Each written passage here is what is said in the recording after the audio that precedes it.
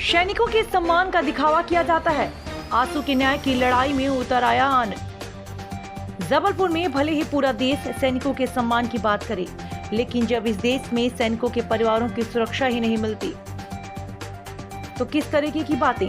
बार बार गुहार लगाने पर भी उन्हें न्याय नहीं मिलता तो कैसे मान लिया जाए कि प्रशासन और जनप्रतिनिधि सैनिकों का सम्मान करते हैं। यह सुलगते हुए सवाल उठ रहे हैं। सैनिक परिवार के बेटे की मौत पर जिसके लिए सेवानिवृत्त पूर्व सूबेदार श्याम सुंदर चौबे न्याय की गुहार लगाते हुए दर दर भटक रहे हैं और शासन प्रशासन कुंभकर्ण की नींद सो रहा है। स्वर्गीय आशुतोष चौबे की मृत्यु पर नरसिंहपुर पुलिस का रवैया बहुत ही असंतोषजनक रहा है।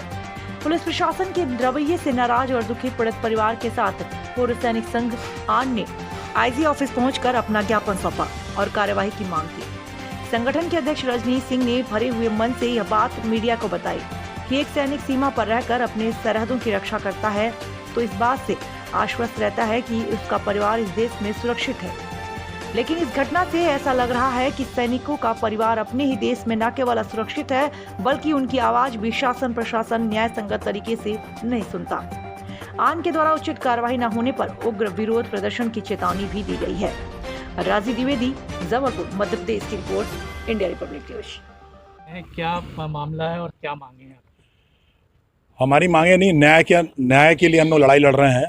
जो एक सैनिकों को जिस तरीके से इग्नोर किया जाता है पूरे देश में, ये बात जरूर कही जाती है कि सैनिकों का सम्मान पूरा देश करता है। मुझे नहीं लगता, ना तो इसमें जनप्रतिनिधि ना प्रशासन कोई सैनिकों को, ना उनका घर सुरक्षित। हम तो देश की सुरक्षा में बॉर्डर पर बैठे हुए हैं, लेकिन हमारा घर परिवार खुद इस देश में सुरक्षित नहीं है।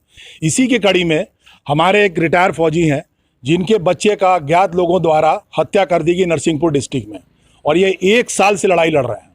और इन्होंने हर स्तर पर मुख्यमंत्री, डीजीपी, आईजी साहब को कई बार लेटर लिख चुके हैं। ये विधानसभा अध्यक्ष, हमारे माननीय सांसद जी, सबको इन्होंने पार्टिसिपेट किया है। लेकिन आज तक, इवन तक कि हाई कोर्ट से भी ऑर्डर इनको अक्टूबर में किया गया था कि जल्द से जल्द इसकी कार्रवाई की जाए, कोई नए अधिकारियों को नियुक्ति दी जाए किसी पुलिस को कि किसी न किसी एक उस पर पहुंचे। लेकिन आज तक चौबे जी भटक रहे हैं, दर दर भटक चुके। क्योंकि हम एक फौजी हैं, हमको एक डिसिप्लिन सिखाया जाता है। हम लोगों को चाहिए कि अगर हमको प्रॉब्लम है तो हमें कहाँ जाना है। हम क्या रोड पे ऐसा धरना प्रदर्शन, आगजनी, रोड ब्लॉक हम लोग नहीं कर सकते। मतलब हमारे अंदर होता ही नहीं है सब चीज़ें। लेकिन इस देश में उन्हीं की सुनी जाती है जो रोड पे उतर के सरकारी संपत्तियों को नुकसान करें, लोगों को नुकसान करें, उनको ज़्यादा जनप्रतिनिधि सुनते हैं। अगर ऐसा है तो आज हम आखिरी बार आईजी साहब को ज्ञापन देने आए हैं, और इसके बाद हमारे मध्य प्रदेश के अभी पूरे सैनिक रोड पे उतरेंगे। हो सकेगा नरसिंहपुर का हम हाईवे जाम करेंगे। 10 से 15 दिन के अंदर अगर हमको जानकारी नहीं मिलती है तो हम रोड पे उतरने को अब हम बाध्य हो चुके हैं, और इसे हमें कोई नहीं रोक सकता। जैसे एक सिविल के लोगों को राइट बनता है, अब हम भी इसके लिए बाध्य हो चुके हैं, क्योंकि हमको कोई न्याय नहीं मिल रहा है और हमारी न्याय की लड़ाई है। हम इसके लिए किसी भी हद तक अब जाएंगे। धन्यवाद। मैं रजनीश सिंह, पूर्व सैनिक संघ का अध्यक्ष। सर, मेरे बेटे की शादी 14 मई 2019 को हुई थी, जो कि उस परिवार से हम अनभिज्ञ थे, पूरी जानकारी नहीं ले पाए। और वो मेरा बेटा पेपरिया ब्रांच में एक्सिस बैंक में असिस्टेंट मैनेजर की पोस्ट पर था। वहाँ से 22 मई को वो जबलपुर घर आ रहा था, और घर आते समय नरसिंहपुर में हमें 6:20 के करीब बैंक मैनेजर का कॉल आया कि आशु से बात करें, उसका शायद एक्सीडेंट हो गया है। तब तक तो हम लोग माने कि एक्सीडेंट ही हुआ है। फिर हमारे साथ जो घटना घटी उसको देख करके, और बेटे का जो मोबाइल खुला, उससे हम हतप्रभ रह गए कि हमारे घर में बेटे को हम जब 23 तारीख को लेके आए, उसका अग्नि संस्कार हुआ। 26 तारीख को रात्रि 10:30 बजे हमारे समधी के द्वारा हमें कॉल पर, मोबाइल पर फ़ोन करके हमें धमकाया गया कि इसके 1.5 करोड़ करीब रुपया मिलेगा, कहीं भी वकील नहीं करना और किसी के पास जाना नहीं, और नहीं तो मेरा भतीजा दीपक क्रिमिनल है और सतर्क रहना। तो मैं हतप्रभ रह गया कि अभी सिर्फ टोटली 2-3 दिन हुए हैं, ये बात कैसी कर रहे हैं। मैं पूरी रात सोया नहीं। फिर उनकी पत्नी मेरे घर पे ही रुकी थी, उनसे मैं शेयर किया तो उनने बोला कि भाई साहब हो सकता है वो विचलित होंगे, मैं बात करती हूँ। मेरे घर पे ही वो 10 दिन रुकी थी।